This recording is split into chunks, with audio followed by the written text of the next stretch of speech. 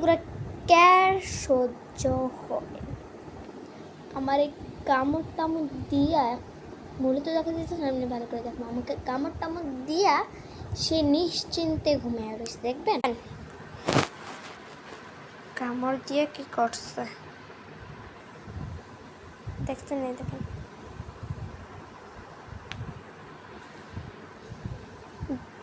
আপনি যদি সত্যিকারই দেখতেন না তাহলে তখন দেখাই যাইতো, কিছু দেখা যাইতেছে না। এই যে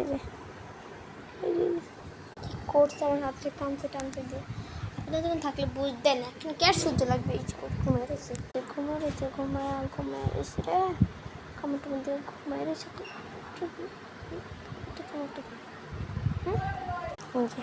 এই যে